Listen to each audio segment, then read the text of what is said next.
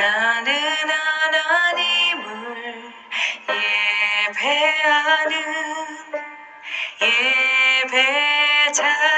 예배자입니다. 내가 서 있는 곳 어디서나 하나님을 예배합니다. 나는 하나님을 예배하는 예배자입니다. 내가 서 있는 곳 어디서나 하나님을 예배합니다. 내 영혼 거룩한 은혜를 향하여 내 마음 완전한 하나님 향하여 이곳에서 바로 이 시간 하나님을 예배합니다.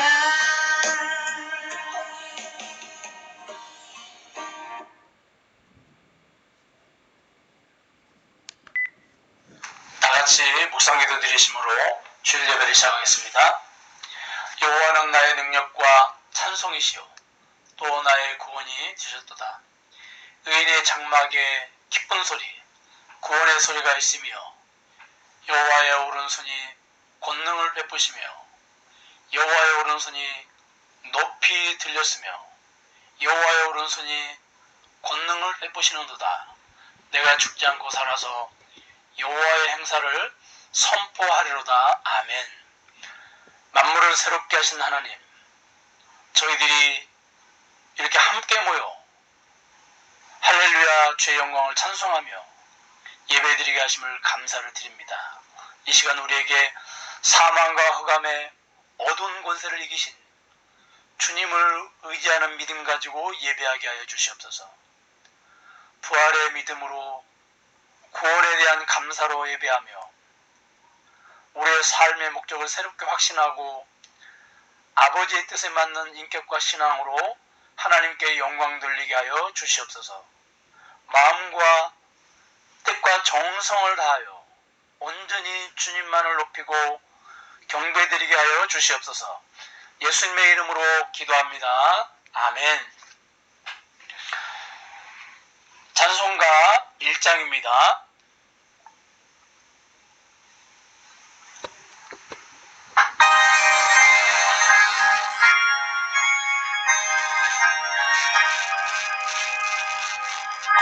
만복의 기원 하나님 온 백성 찬송 드리고 저전사여 찬송하세. 찬송 성무 성자 성모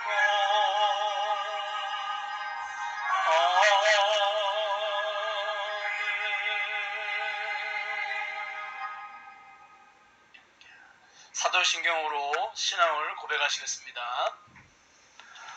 전능하사 천지를 만드신 하나님 아버지를 내가 믿사오며 그의 아들 우리 주 예수 그리스도를 믿사오니 이는 성령으로 잉태하사 동정녀 마리아에게서 나시고 본디오 빌라도에게 고난을 받으사 십자가에 못 박혀 죽으시고 장사한 지 사흘 만에 죽은 자 가운데서 다시 살아나시며 하늘에 오르사 전능하신 하나님 우편에 앉아 계시다가 저리로서 산자와 죽은 자를 심판하러 오시리라. 성령을 믿사오며 거룩한 공예와 성도가 서로 교통하는 것과 죄를 사하여 주시는 것과 몸이 다시 사는 것과 영원히 사는 것을 믿사옵나이다. 아멘. 교동문 36번입니다. 교동문 36번입니다. 주여, 주는 대대에 우리의 거처가 되셨나이다. 산이 생기기 전 땅과 세계도 주께서 조성하시기 전 곧 영원부터 영원까지 주는 하나님이시니다. 주께서 사람을 티끌로 돌아가게 하시고 말씀하시기를 너희 인생들은 돌아가라 하셨사오니 주의 목전에는 천년이 지나간 어제 같으며 밤의 한순간 같을 뿐입니다. 주께서 그들을 홍수처럼 쓸어가시나이다. 그들은 잠깐 자는 것 같으며 아침에 도는 풀 같으니이다. 푸른 아침에 꽃이 피어 자라다가 저녁에는 시들어 마르나이다. 우리는 주의 노에 소멸되며 주의 분내심에 놀라나이다. 주께서 우리의 죄악을 주 앞에 놓으시며 우리의 은밀한 죄를 주의 얼굴빛 가운데 두었사오니 우리의 모든 날이 주의 분노쟁이 지나가며 우리의 평생이 순식간에 다했나이다.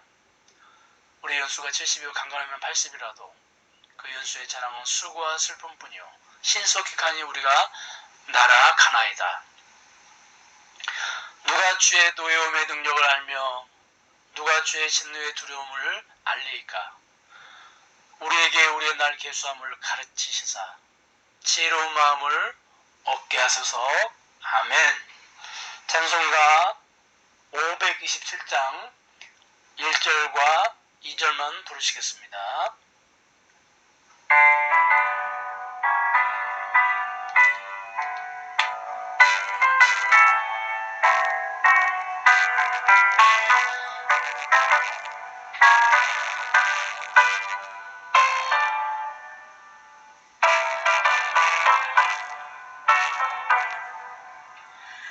어서 돌아오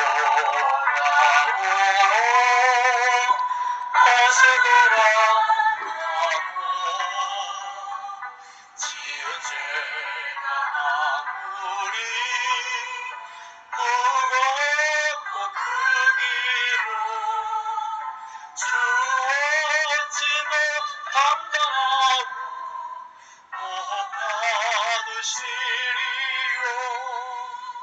우리 주의 넓은 가슴은 하늘보다 높고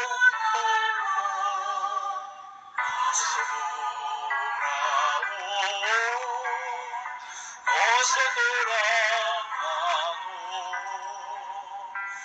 우리 주는 날마다 기다리신다오 밤마다 문 열어놓고 마음 졸이시며 나간 자식 돌아오기만 밤새기다 지신다오.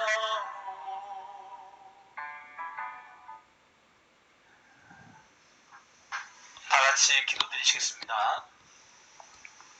사랑의 하나님, 무지와 질병과 가난으로 가득한 이 나라에 하나님을 알게 하시어 역사상 유례를 찾아볼 수 없는 놀라운 번영과 자유를 주셨사오나 우리는 하나님을 경외하기보다는 죄악과 탐심과 우상숭배로 만연한 나라 백성이 되었습니다. 그리스도의 몸인 교회든 우리가 정직한 영으로 청결하게 살지 못하였고 거짓과 탐심과 우상숭배로 가득했음을 고백합니다. 겸손과 온유와 서로 용납함으로 성령이 하나 되게 하신 것을 지키지 못하고 비난하고 싸우고 분열되었습니다. 이제 우리의 죄악을 자백하고 회개하오니 십자가의 보혈로 씻기시고 우리의 죄를 사하여 주시옵소서. 지금 세상은 온통 코로나 전염병으로 두려워 떨고 있사옵니다. 내 백성이 약한 길에서 떠나 내 얼굴을 구하면 하늘에서 듣고 그들의 죄를 사하고 그들의 땅을 고쳐주신다고 약속하셨사오니 치유의 하나님, 창궐하는 전염병을 막아주시고 고쳐주시옵소서. 속히 백신이 만들어지게 하여 주시옵소서. 이런 위기 때에 우리 크리스찬들이 믿음으로 말미암아 평안과 담대함으로 살게 하시고 그 옛날 로마 시대에 천연두가 창궐할 때에 카타고메 성도들이 환자들을 돌보고 시신을 수습했던 것처럼 지혜로운 선한 봉사자로 나가게 하시고, 그래서 진정한 기독교, 존중받는 교회로 다시 세워지게 하여 주시옵소서. 오직 예수 그리스도만 우리의 주인이시고 우리의 주님이시고 구원자이십니다. 구원은 오직 하나님께 있사오니 주님의 은혜를 더욱더 저희 세종 사랑의 교회 교우들에게 내려 주시옵소서. 속사람을 강건하게 하여 주시옵소서. 어려운 중에도 가정의 감사와 평강이 넘치게 하여 주시옵소서. 예수님의 이름으로 기도드립니다. 아멘. 하나님의 말씀은 예레미야 3장 22절에서 25절 말씀까지 제가 대신 읽도록 하겠습니다. 예레미야 3장 22절. 패역한 자식들아 돌아오라. 내가 너희의 패역함을 고치리라 하시니라. 보소서 우리가 주께 왔사오니 주는 우리 하나님이 여호와시니이다. 작은 산들과 큰 산 위에서 떠드는 것은 참으로 헛된 일이라. 이스라엘의 구원은 진실로 우리 하나님 여호와께 있나이다. 부끄러운 그것이 우리의 청년 때로부터 우리 조상들의 산업인 양떼와 소떼와 아들들과 딸들을 삼켰사온즉 우리는 수치 중에 눕겠고 우리의 치욕이 우리를 덮을 것이니 이는 우리와 우리 조상들이 청년의 때로부터 오늘까지 우리 하나님 여호와께 범죄하여 우리 하나님 여호와의 목소리에 순종하지 아니하였습니다. 아멘. 회개의 능력은 어디서 오는가라는 주제를 가지고 함께 말씀을 나누는 시간을 갖도록 하겠습니다. 예레미야 1장이 예레미야 전체의 서론이고 예레미야 2장이 본론으로 시작이 되는데 3장에 와서 회개를 하라고 촉구하십니다. 예레미야의 주제는 한마디로 주를 떠난 백성들이 주님께 돌아오라는 내용입니다. 오늘 본문에서 주님께서는 회개의 구체적인 방법을 제시하지 않으십니다. 회개는 이렇게 하는 것이다 하고 말씀으로 설명하시지 않습니다. 대신 회개의 모델을 그리고 시범을 보여주십니다. 회개의 샘플을 보여주십니다. 오늘 본문에서 주님께서 우리에게 회개의 모델, 샘플을 보여주시기 때문에 우리는 오늘 본문을 이해하기가 어렵지 않습니다. 본문에서 주님께서는 구체적으로 회개의 샘플을 보여주시는데 첫째가 22절 하반절입니다. 주는 우리 하나님이 여호와시니이다. 주는 우리 하나님이 여호와라는 말씀은 일종의 언약 공식인데 하나님의 신부인 주의 백성들이 하나님은 우리의 남편이십니다라는 고백입니다. 한마디로 하나님은 우리의 사랑하시는 남편이십니다라고 하는 고백입니다. 남편을 떠난 이스라엘 백성들, 남편을 떠나 딴 남자인 바알과 아세라를 만났던 하나님의 백성들이 하나님께 돌아와서 남편이 되신 하나님께 고백하는 사랑 고백입니다. 하나님은 나의 남편이십니다. 하나님은 나의 남편이시라는 고백은 하나님을 떠난 주의 백성들이 하나님께 완전히 돌아왔을 때 하는 신앙 고백입니다. 그 다음에 두 번째로 23절 주의 백성들이 남편인 하나님을 버리고 구체적으로 무엇을 잘못했는지 고백하는 내용입니다. 23절 말씀에 작은 산들과 큰 산 위에서 떠드는 것은 참으로 헛된 일이라고 고백합니다. 그들은 하나님을 떠나 우상을 숭배하는 것이 참으로 헛되고 어리석은 일이었다고 고백하고 있습니다. 진심으로 자신들의 죄를 구체적으로 고백하고 있는 것입니다. 여러분, 어떤 형상을 만들어 놓고 절해야만 우상 숭배가 아닙니다. 코로나와 이상기온으로 인하여 온 세계가 고통 가운데 있습니다. 결국 코로나19와 이상기온의 문제도 오늘 하늘에서 갑자기 뚝 떨어진 것이 아니죠. 우리가 우상을 섬긴 결과입니다. 황금 우상과 탐욕과 정욕이라는 우상, 바벨탑을 쌓기 위해 하나님의 창조 질서를 거스리고 자연을 무지막지하게 파괴하고 보호하지 못한 결과로 주어진 것들입니다. 그러므로 우리가 이러한 죄들을 구체적으로 회개해야 하는 것입니다. 그 다음에 세 번째 24절, 우리 조상들이 범죄하였다고 고백합니다. 24절과 25절은 주의 백성들이 개인의 죄만 하나님께 지은 것이 아니라 조상들의 죄까지 기억하고 조상들의 죄까지 고백하고 있습니다. 이것이 무엇입니까? 회개의 확대입니다. 개인적인 회개에서 공동체의 회개로 회개의 확대가 일어나고 있습니다. 요즘 한국교회 특히 특정 지도자 때문에 온 나라가 고통스러워하고 있고 큰 몸살을 앓고 있습니다.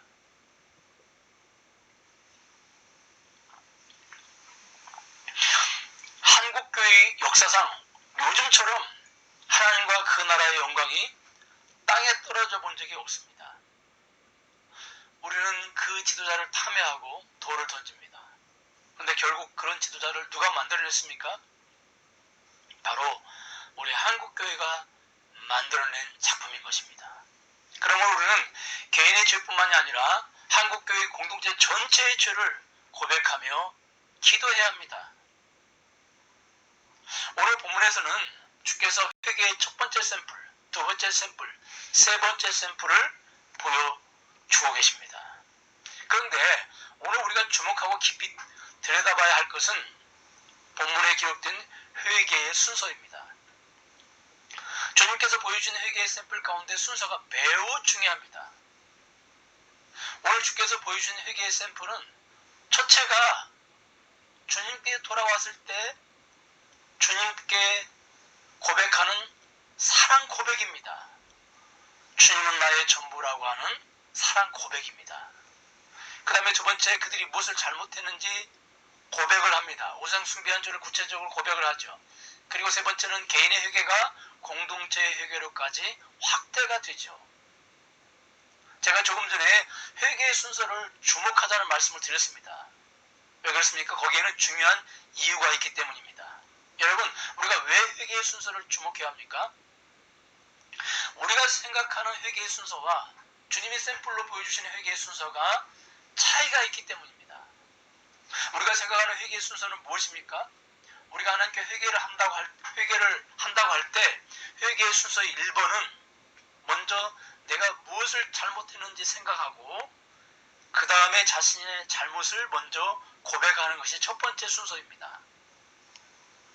그 다음에 하나님께서 우리의 죄의 고백을 받으신 다음에 우리의 죄를 용서하시고 나면 그때 우리와 하나님과의 관계가 회복이 되죠. 그렇죠? 그 다음에 나오는 세 번째 고백이 주님이 나의 전부십니다 라는 고백이 자연스럽게 나오는 것이죠. 이러한 순서는 주님과의 관계가 아니라 사람과의 관계에서도 마찬가지입니다. 그 사람에게 용서를 받으려면 내가 먼저 그 사람에게 잘못한 것을 고백을 해야 되죠. 그 다음에 그 사람이 나를 용서해주면 그 사람과의 관계가 다시 회복이 된 다음에 그때 그 사람에게 감사한다고 한다든지 고맙다고 한다든지 사랑한다고 하는 것입니다. 그런데 잘못한 사람에게 무조건 찾아가서 죄 고백도 안 하고 그래서 그 사람의 용서도 못 받고 그 사람과의 관계가 회복이 안 된 상태에서 덮어놓고 그냥 막무가내 식으로 고맙습니다, 사랑합니다 이렇게 한다면 그 사람과의 관계가 더 악화될 것입니다. 마치 불난집에 부재질을 하는 것과 같이 될 것입니다.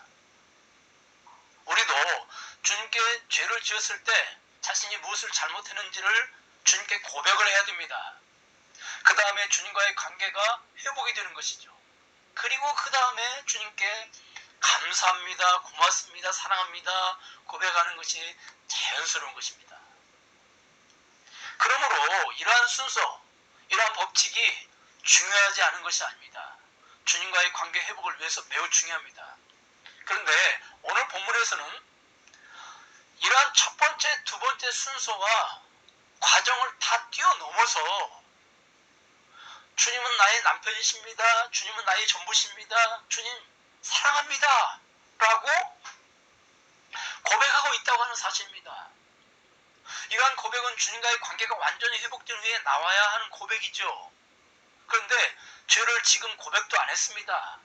그래서 주님과의 관계도 회복이 안 된 상태에서 갑자기 주님은 나의 남편이시고 주님은 나의 전부시고 주님은 나의 사랑이시라는 고백이 튀어나오는 것입니다. 그렇다면 여러분, 왜 그럴까요? 왜 이렇게 회개의 순서가 뒤바뀌어 기록이 되어 있을까요? 오늘 회개의 순서가 주님께서 말씀을 하시다가 우연히 뒤바뀐 것이 아닙니다. 주님이 아무 생각 없이 순서를 배열하시는 분이 아니시죠. 주님께서는 오늘 본문의 회개의 순서를 의도적으로 바꿔 놓으신 것이고 정해놓으신 것입니다. 여러분, 이것이 결코 우연이 아니라고 하는 것을 뒷받침해주는 말씀이 신약에 있습니다. 요한복음 21장 15절에 보니까 예수님께서 예수님을 배신한 죄를 저지른 베드로를 찾아오셔서 질문을 하십니다. 요한의 아들 시몬아, 내가 나를 사랑하느냐? 내가 나를 사랑하느냐? 여기 있는 모든 사람들보다 내가 나를 더 사랑하느냐? 주님이 베드로에게 3번씩 질문하신 내용은 내가 나를 사랑하느냐? 두 번째, 세 번째 똑같은 질문을 하십니다. 내가 이 사람들보다 나를 더 사랑하느냐? 예수님은 주님을 배반한 베드로의 죄를 묻지 않으시고 사랑하느냐, 사랑하느냐, 사랑하느냐 이렇게 3번이나 반복해서 질문을 하십니다. 그래서 17절에 보니까 주님의 3번째 질문에는 베드로가 근심을 했다고 기록이 되어 있습니다. 여러분, 베드로가 왜 근심을 했을까요? 예수님의 질문에 자신의 죄가 생각나기도 했겠지만 자신을 향한 주님의 태도가 자신의 예상을 완전히 뒤엎는 것이었기 때문입니다. 베드로가 예상한 주님의 모습은 어떤 모습입니까?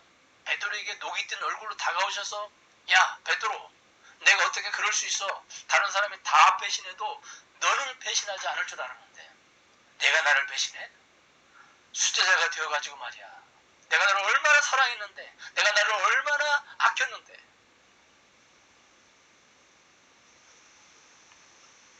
이런 모습을 자연스럽게 기대를 했겠죠. 그러면서 그래도 내가 너를 용서할 건데 용서하기 전에 내가 무엇을 잘못했는지 구체적으로 말해봐. 그래서 베드로가 자신의 잘못을 구체적으로 주님께 고백하면 주님이 베드로를 용서하고 베드로는 주님께 용서를 받고 주님과의 관계가 회복이 된 다음에 주님 너무 고맙고 감사합니다. 주님, 제가 주님을 사랑합니다. 이렇게 되어야 여러분 자연스럽지 않습니까? 이게 베드로가 예상한 주님의 모습입니다. 그런데 주님은 베드로의 이 예상을 완전히 깨뜨리십니다. 베드로에게 나타나셔서 아무 말씀도 안 하십니다. 베드로의 잘못을 책망하거나 베드로의 죄 고백을 듣고 난 후 베드로의 죄를 용서하신다고 선포하시지도 않습니다. 대신 내가 나를 사랑하느냐, 내가 이 모든 사람들보다 나를 더 사랑하느냐고 거듭거듭 질문을 하십니다. 그러니 베드로가 근심하지 않을 수 없습니다. 그런데 여러분, 오늘 보면 베드로 앞에 서셔서 내가 나를 사랑하느냐라고 질문하신 주님의 모습을 통해서 무엇을 발견할 수 있을까요? 오늘 우리가 본문으로 읽은 예레미야 3장의 회개 순서와 똑같다고 하는 것을 발견할 수 있습니다. 여러분, 주님은 베드로가 주님을 사랑하는지 다 알고 계셨습니다. 그런데 왜 모르시는 것처럼 질문하셨나요? 예수님의 질문의 목적은 어디에 있습니까? 베드로가 자신의 잘못을 고백하지 않고 곧바로 제가 주님을 사랑합니다라고 고백하게 하시기 위해서입니다. 그러니까 베드로에게 주님이 간절히 원하시는 것은 베드로의 사랑 고백입니다. 만약 주님께서 베드로에게 나타나셔서 내가 나를 사랑하느냐라고 질문하시지 않았다면 주님을 만난 베드로가 맨 처음에 어떤 고백을 했을까요? 주님, 저는 배신자입니다. 주님, 저는 죄인입니다. 그러므로 저를 떠나세요 했을 것입니다. 우리가 주님 앞에 나가서 무엇을 잘못했는지 우리 죄를 고백하는 것 참 중요합니다. 그런데 여러분, 주님은 왜 순서를 이렇게 하시는 것일까요? 예레미야 3장에서도 그렇고 오늘 베드로를 만난 후에도 왜 이렇게 하셨을까요? 우리가 여기서 한 가지 깊이 생각해야 할 것이 있습니다. 그것은 주님께 가장 중요한 것이 무엇일까? 주님의 궁극적인 목적이 무엇인지를 깊이 생각을 해야 합니다. 여러분 기억하십시오. 주님의 목적은 우리가 우리 죄를 고백하는 것 자체, 이것이 목적이 아니십니다. 우리가 죄를 자백하는 것이 회개의 중요한 요소는 되지만 그 자체가 주님의 궁극적인 목적이 아니십니다. 주님의 궁극적인 목적은 한 사람의 죄인이 주님께 돌아오는 것입니다. 한 사람이 주님께 돌아옴으로 그 사람의 영혼을 다시 얻는 것, 주님께서 그 사람을 다시 얻는 것, 이것이 주님의 목적입니다. 한 사람의 영혼이 주님께 다시 돌아오는 말미암아 그 사람을 주님의 소유로 다시 차지하고 그 사람을 주의 품에 다시 안으시고 사랑하시는 것, 이것이 주님의 최종 목적이십니다. 여러분 누가복음 15장에 보니까 아버지의 유산을 가지고 집을 나간 둘째 아들이 아버지의 유산을 다 탕진하고 노숙자 신세가 됩니다. 당장 먹을 음식이 없는 둘째 아들은 돼지를 키우는 일자리를 얻어서 들에 나가서 돼지를 키우는데 그 수입으로는 끼니차 해결이 안 됩니다. 그래서 돼지 사료로 배를 채우려고 했지만 이마저도 얻을 수가 없어서 타향살이 서름에 배고픔의 고통까지 맛보아야 했습니다. 이때 그가 자신의 잘못을 크게 깨닫게 됩니다. 그리고 그 입에서 나온 고백이 18절, 아버지, 내가 하늘과 아버지께 죄를 지었사오니 그래서 집에 돌아가고 싶은데 과연 집에서 자신 같은 페르나를 받아줄 것인가가 문제입니다. 그래서 또 그가 고백을 하는데 19절에서 지금부터 아버지의 아들이라 일컬음을 감당하지 못하겠나이다. 나를 품꾼의 하나로 보소서. 아버지에게 아들의 자리를 감히 다시 회복시켜달라고 못하겠고 그냥 아버지 집의 품꾼으로 살아갔으면 좋겠다고 고백을 합니다. 왜 그렇습니까? 적어도 아버지 집의 품꾼은 배고플 일이 없기 때문입니다. 이렇게 자신의 죄를 깨닫고 낮을 대로 낮아진 아들이 다시 아버지의 집으로 돌아갑니다. 그런데 그 순간 아들이 상상도 못할 일이 벌어집니다. 집 나간 아들을 문 밖에서 기다리고 계시던 아버지가 돌아오는 아들을 알아보고 맨발로 한 걸음에 달려나가서 아들의 목을 안고 입을 맞춥니다. 그리고 22절에 보니까 아버지가 아들에게 제일 좋은 옷을 입히고 손에 가락지를 끼우고 신발을 신기웁니다. 그리고 23절에서 살찐 송아지를 끌어다가 잡고 장치를 벌입니다. 여러분, 아버지가 왜 이렇게 했을까요? 아버지가 아들에게 제일 좋은 옷을 입히고 반지를 끼워주고 신발을 신기우고 잔치를 벌인 행동은 집 나간 아들을 품꾼의 하나로 받아들이는 것이 아니라 다시 아들로 받아들이고 아들로 인정해 준다는 의미의 행동인 것입니다. 그런데 그 와중에 둘째 아들은 아버지에게 어떻게 합니까? 22절, 내가 하늘과 아버지께 죄를 지어 싸우니 19절, 지금부터 아버지 아들의 일컬음을 감당하지 못하겠나이다. 나를 품꾼의 하나로 보소서. 아들은 아버지 앞에 자신의 죄를 고백합니다. 그런데 아버지의 모습을 보십시오. 아들의 죄 고백에는 도무지 관심이 없습니다. 아들 입장에서는 아버지가 대노를 한 다음에 앞으로 다시는 집을 나가지 말라고 하신다든지 너 오늘 몇 대 맞자 뭐 이렇게 하신다든지 하면 오히려 마음이 편할 텐데 베드로의 죄를 전혀 책망하지 않으신 예수님처럼 아버지는 아들의 죄에 대해서 아무런 말씀이 없습니다. 아들 대신 아들을 위해서 옷을 준비하고 가락지를 끼우고 신발을 신기고 잔치를 벌이는 일에만 온통 관심이 있고 열심을 내고 있습니다. 왜 그렇습니까? 아버지가 왜 이렇게 하셨습니까? 24절, 그 아들이 죽었다가 다시 살아왔으며 그 아들을 잃었다가 다시 얻었기 때문입니다. 아버지의 관심, 아버지의 목적은 아들의 잘못을 책망하거나 아들의 잘못을 고백받는 것에 아버지의 관심이나 목적이 있는 것이 아니라 오직 잃은 아들을 다시 찾은 것, 다시 찾은 아들을 품에 안는 것에만 관심과 목적이 있었기 때문입니다. 사랑하는 여러분, 우리가 우리 죄를 주님께 고백하는 것 중요합니다. 그러나 죄를 고백하는 것 자체가 궁극적인 목적이 아닙니다. 주님의 궁극적인 목적은 우리가 주님께 다시 돌아오는 것이 주님의 목적입니다. 그렇다면 우리는 여기서 이런 질문을 한번 해볼 수 있습니다. 아니, 사람이 무엇을 잘못했는지 알고 뉘우치고 고백까지 하고 나면 자동으로 주님께 돌아오는 것이 아닌가 하는 질문을 할 수가 있습니다. 여러분, 우리가 주님께 잘못을 하고 뉘우치고 고백하면 그냥 자동으로 주님께 돌아오게 됩니까? 우리가 잘 아는 것처럼 우리가 무엇을 잘못했는지 알았다고, 그리고 그것을 뉘우치고 고백했다고 주님께 다 돌아오는 것이 아님을 우리가 잘 알고 있습니다. 무엇을 잘못했는지 알고 뉘우치고 고백해도 얼마든지 안 돌아올 수 있습니다. 사무엘상 15장 24절에 보니까 사울이 사무엘에게 이르되 내가 범죄하였나이다. 사울의 제사를 직접 집례하는 죄를 범하고 나서 사울에게 한 고백입니다. 그렇다면 이렇게 죄를 뉘우치고 고백한 사울이 주님께 돌아왔습니까? 그렇지 않습니다. 사울이 다윗을 죽이려고 온 군대를 동원하여 추격을 할 때 자기를 죽이려고 한 사울을 다윗은 죽일 기회가 여러 번 있었습니다. 다윗이 사울을 죽이는 일은 정당방위이기 때문에 문제될 것이 전혀 없죠. 그럼에도 불구하고 다윗은 사울을 죽이지 않고 살려줍니다.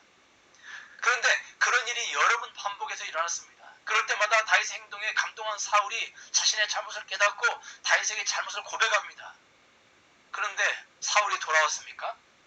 결코 돌아오지 않았습니다. 잘못을 뉘우치고 고백까지 했지만 돌아오지는 않았습니다. 여러분, 구약에만 그런 예가 있는 게 아닙니다. 신약에도 가룟 유다가 그 대표적인 사람이죠. 마태복음 17장 3절과 4절을 보니까 가룟 유다가 자신의 잘못을 스스로 뉘우치고 죄를 범했다고 고백을 합니다. 그런데 자신의 잘못을 뉘우치고 고백까지 했는데 문제는 주님께 다시 돌아오지 않았습니다. 이처럼 사람은 무엇을 잘못했는지 알고 뉘우치고 고백을 해도 얼마든지 안 돌아올 수 있다고 하는 사실입니다. 지인 목사님이 성을 파는 직업 여성들을 대상으로 목회를 하십니다. 직업 여성들을 상대로 전도를 하는데 직업 여성들이 마음이 많이 공허하고 또 어려서 거의 주일학교를 출석한 경험이 있어서 비교적 전도가 잘 된다고 합니다. 이분들이 전도를 받고 주일날 교회에 나와서 예배를 드리는데 말씀을 듣고 그렇게 많이 울고 회개를 한다고 합니다. 근데 문제는 회개를 하고 고백을 하지만 그 직업을 정리하고 단호하게 돌아오지는 않는다는 것입니다. 주일날 교회에 나와서 말씀을 듣고 회개를 하고 고백을 하지만 주일을 지나 한 주가 시작되는 월요일에는 또 지나가는 남성들을 유혹하는 현장에 나가 있는 것을 발견하게 된다는 것입니다. 여러분, 우리의 모습은 어떻습니까? 모두 잘못을 하고 뉘우치고 고백하는 죄들이 얼마나 많습니까? 그런데 그 죄를 뉘우치고 자백을 하지만 그 죄에서 완전 돌이켜서 돌아오는 확률이 어느 정도나 될까요? 우리가 예수를 믿고 담배도 끊고 술도 끊고 욕문화도 멀리해서 그런 대로 신앙의 면모는 갖춘 그리스도인으로 살아가지만 우리의 가치관에 돌이킴이 있습니까? 특히 물질적인 가치관에 돌이킴이 있습니까? 루터는 지갑에 회개하지 않는 회개는 절대 믿지 말라는 말을 했습니다. 우리가 알고 뉘우치고 고백까지는 하지만 주님께 돌아오기 가장 힘든 것이 지갑이라고 하는 것을 우리가 너무도 잘 알고 있습니다. 그렇다면 왜 돌아오지 못할까요? 돌아오지 못하는 원인이 무엇입니까? 그 원인은 어렵지 않습니다. 한마디로 돌아올 능력이 없어서입니다. 잘못을 알고 뉘우치고 고백한다고 해서 자동으로 돌아오는 것이 아닙니다. 그 다음에 돌아오려면 엄청난 힘과 능력이 필요합니다. 그러므로 우리가 우리의 죄를 깨닫고 알고 고백은 하지만 궁극적으로 그 자리에서 돌아오지 못하는 것은 돌아올 힘, 능력이 없어서입니다. 그렇다면 그 힘과 능력이 어디서 나옵니까? 주님께서 베드로에게 나를 사랑하느냐고 질문하신 다음에 베드로가 주님을 사랑한다고 대답을 하자 내 양을 먹이라고 하십니다. 그냥 내 양을 먹이라고 하시지 않고 나를 사랑하느냐라고 질문하신 다음에 베드로의 주님 사랑을 확인하고 내 양을 먹이라고 하십니다. 양을 먹이라는 말씀은 복음을 증거하여 하나님의 나라를 세우고 확장시켜 나가라는 말씀이죠. 그런데 누가 그 일을 할 수 있습니까? 주님을 사랑해야 그 일을 할 수가 있습니다. 여러분, 능력 중에 최고의 능력이 복음을 증거하여 하나님 나라를 세우는 일입니다. 우리의 삶 가운데 이보다 더 큰 능력이 어디에 있습니까? 그런데 그 능력이 어디에서 옵니까? 주님을 사랑하는 마음에서 옵니다. 그렇다면 베드로가 받은 주님의 사랑은 어떤 사랑입니까? 주께서 베드로를 사도로 삼아주신 사랑, 베드로를 수제자로 삼으신 사랑, 베드로에게 능력을 주신 사랑, 그리고 베드로의 장모의 병을 고쳐주신 주의 사랑, 그런 것들입니까? 그런 사랑들입니까? 아닙니다. 베드로는 이러한 주의 사랑을 받고도 주님을 배반했습니다. 그렇다면 베드로가 받은 주의 사랑은 무엇입니까? 여러분, 지금 베드로의 배신과 주님이 나타난 시점 중간에 무슨 사건이 일어났습니까? 바로 십자가와 부활 사건이 일어났습니다. 요한복음 15장 13절 사람이 자기 친구를 위하여 자기 목숨을 버리면 이보다 더 큰 사랑이 없나니. 친구를 위해서 목숨을 버리는 것이 가장 큰 사랑인데 여기서 주님이 친구를 위해서 목숨을 버리는 사랑이 바로 십자가의 사랑입니다. 그러므로 베드로가 받은 주님의 사랑은 십자가와 부활에 의한 사랑입니다. 이 사랑의 능력이 베드로가 교회를 세우고 하나님 나라를 확장시킬 능력이고 베드로가 교회를 세우고 하나님 나라를 확장시킬 능력의 원천입니다. 이 사랑이 여러분과 저를 죄의 자리에서 주님께 돌아오게 할 수 있는 능력입니다. 사실 우리가 죄를 뉘우치고 자백을 해도 돌아오지 못하는 것은 죄가 가지고 있는 엄청난 힘, 능력 때문입니다. 그 힘, 능력이 우리의 발목을 잡고 놓아주지 않기 때문에 우리가 돌아오지 못하는 것이죠. 그런데 그 능력을 이길 힘은 우리에게 없습니다. 그 죄의 능력을 이길 힘은 오직 십자가의 능력밖에 없는 것입니다. 여러분, 우리는 이번 코로나 천국을 맞이하여 우리 한국교회가 주님께 돌아올 힘이 없고 능력이 없다고 하는 것을 뼈저리게 공감했습니다. 우리 자신이 돌아올 힘이 없고 능력이 없는데 어떻게 다른 사람들을 돌아오게 할 수 있겠습니까? 그렇다면 왜 이렇게 돌아올 힘이 없고 능력이 없습니까? 다른 것이 아닙니다. 그동안 교회가 십자가의 사랑, 부활의 능력을 붙잡지 않고 있었기 때문입니다. 현대교회가 능력이 없는 것은 초대교회에 없는 것이 너무 많기 때문입니다. 초대교회는 은과 금은 없지만 나사렛 예수의 이름에 능력이 있었습니다. 초대교회의 능력의 원리는 복잡하지 않습니다. 아주 단순합니다. 은과 금은 없지만 예수의 이름 하나 붙잡는 것. 여러분, 이것이 얼마나 단순합니까? 그런데 왜 초대교회는 예수의 이름만 붙잡았을까요? 은과 금과 같은 붙잡을 것이 없었기 때문입니다. 그 결과 자연스럽게 예수의 이름만 붙잡은 것이고 거기에 능력이 나타난 것입니다. 이번에 문재인 대통령이 한국교회 지도자를 모아놓고 방역에 협조해달라고 부탁을 하면서 비대면 예배를 종용했습니다. 그러면서 하는 말이 예배가 코로나를 이기지 못합니다. 이런 말을 했어요. 참 듣고 보면 맞는 말이죠. 예배가 코로나를 이기지 못하기 때문에 우리가 비대면 예배를 드리는 것이 분명합니다. 그런데 그 말을 가만히 생각을 해보면 분명 맞는 말 같은데 왠지 뒤끝이 개운하지 않고 기분이 썩 좋지는 않습니다. 그 대통령의 말에 아무런 대답을 못하는 교회 지도자를 보면 더 기분이 우울해지려고 합니다. 여러분, 초대교회 지도자들 같으면 뭐라고 했을까요? 예배가 코로나를 이기지 못합니다. 대통령이 왕이 그런 말을 했다면 그 말을 듣고 초대교회 지도자들 같으면 뭐라고 대답을 했을까요? 예배가 코로나를 못 이긴다고요? 은과 금은 없지만 예수의 이름으로 코로나를 이길 수 있습니다. 그러니 방역 걱정 마시고 대통령님 우리 교회로 나오세요. 코로나 걸린 국회의원 장관들도 모시고 나오세요. 교회가 예수의 이름으로 고쳐드리겠습니다. 이렇게 말하지 않았을까요? 그런데 현대교회는 안타깝게도 은과 금이 너무 많습니다. 현대교회에 은과 금이 많다고 하는 것은 물질만 많다는 의미가 아닙니다. 십자가의 사랑, 부활의 능력 외에 교회가 붙잡고 있는 것이 다 은과 금입니다. 여러분, 교회가 붙잡고 있는 은과 금이 얼마나 많습니까? 교회가 사회운동을 붙잡고, 교회가 정치에 참여하고, 구제운동을 하고, 봉사운동을 하고, 각종 프로그램을 도입하여 이것저것 수도 없이 많이 참여하고 하는 이 모든 것이 교회에 붙잡을 것이 많은 은과 금인 것이죠. 사랑하는 여러분, 우리 이제 알아버렸습니다. 아니, 몰랐다면 지금이라도 알아야 합니다. 그동안 한국교회에 쌓여 있었던 수많은 은과 금들은 나라가, 사회 공동체가 큰 위기를 만났을 때 아무런 영향력을 발휘하지 못한다는 것을 알아야 합니다. 오히려 그것들이 사회의 암적인 존재가 되어 버린다는 것을 알아야 합니다. 이제 코로나 시대를 맞이해서 교회의 짐을 가볍게 해야 됩니다.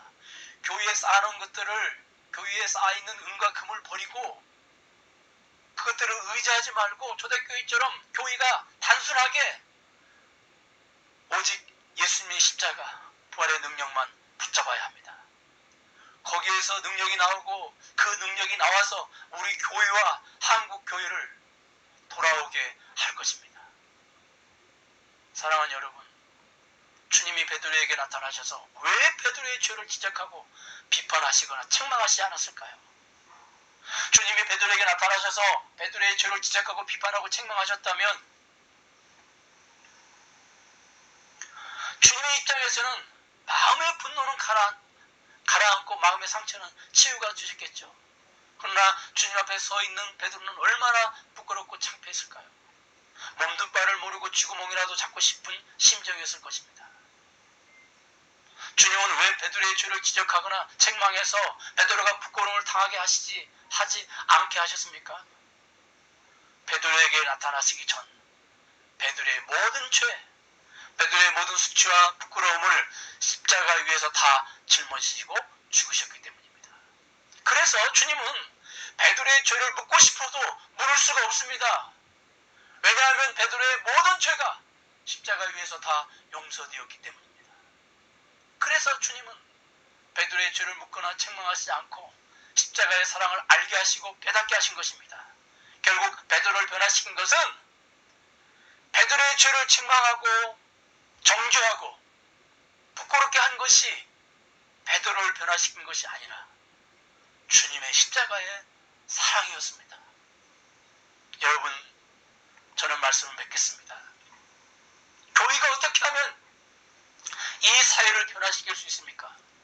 타격교를 들고 걸어 나가고 머리에 빨간 띠를 두르고 대통령을 욕하고 저주하고 정치인들을 비판하고 정죄하고 그들을 부끄럽게 하면 변화됩니까?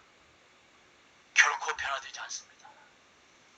결국 교회가 이 사회를 변화시키는 방법, 정치인들을 변화시키는 방법, 정말로 나라를 나라답게 만드는 방법, 그것은 다른 것이 아니라 십자가의 능력이요 십자가의 정신입니다.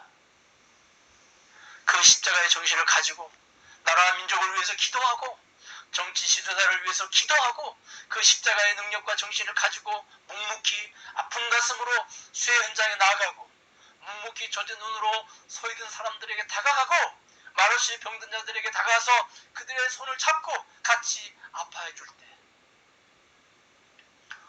이 사회가 변화되고 정치인들이 변화되고 달라지고 나라다운 나라가 되는 것입니다. 기도하겠습니다. 하나님, 우리가 우리의 죄를 자백하고 우리의 잘못을 뉘우치고 아버지께 우리의 죄를 고백하지만 그 자리에서 주님께 돌아오지 못하는 연약함이 우리에게 있습니다. 그 자리에 돌아올 만한 능력, 그 힘이 우리에게 없기 때문에 우리는 자백하는 것으로 끝날 때가 얼마나 많은지 알 수가 없습니다. 주님, 그 힘 능력은 다른 것이 아니라 십자가의 사랑, 그리고 십자가의 능력, 그 능력으로 우리를 죄의 자리에서 돌아오게 한다고 하는 것을 잊지 말게 하여 주시옵소서. 이 나라의 정치인들을 변화시키는 능력, 이 나라를 변화시키는 능력, 이 교회를 달라지게 하는 능력, 그것은 다른 것이 아니라 십자가의 능력, 부활의 능력, 그리고 십자가의 정신이라고 하는 걸 기억하고 우리가 이 코로나 시대에 그동안 붙잡았던 온갖 금을 내려놓고 이제는 예수님의 이름만 붙잡음을 말미암아 교회가 다시 초대교회의 능력을 회복하는 그런 교회가 되게 하여 주시옵소서. 하나님, 우리 교우들이 하나님 앞에 귀한 예물을 드립니다. 사랑하는 우리 교우들이 어디에 있든지 어디에서 이 예물을 드리든지 하나님 이 예물을 받아 주시옵소서. 사랑하는 우리 교우들을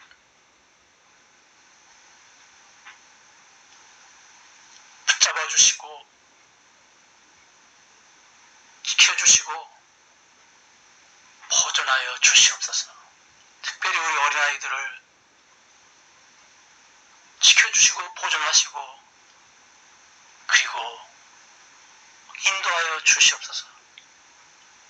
이 어려운 때에 그 아이들이 공부하는 데 조금도 불교감이 없도록 주여 도와 주시옵소서.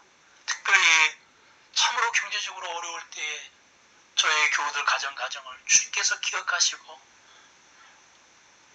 까마귀를 통하여 먹이시고 입히신 주님, 공중에 나는 새를 보고 염려하지 말고 걱정하지 말라고 하신 주님, 그 주의 능력으로 우리 교우들 가정 일터 그리고 사업의 현장을 붙잡아 주셔서 경제적으로 어려움이 없도록 주님 도와주시기를 간절히 원하옵나이다. 지금은 우리 주 예수 그리스도의 이름, 하나님의 흑지하신 사랑과 성령님의 감화에 통하신 역사가 오늘 이렇게 함께 불사 아버지께 예배를 드리는 사랑하는 우리 세종사랑의 교회 교우들 머리 위에, 그리고 직장 위에, 사업 위에, 가정 위에, 특별히 사랑하는 우리 아이들 머리 위에 지금으로부터 영원토록 함께 계실지어다. 아멘.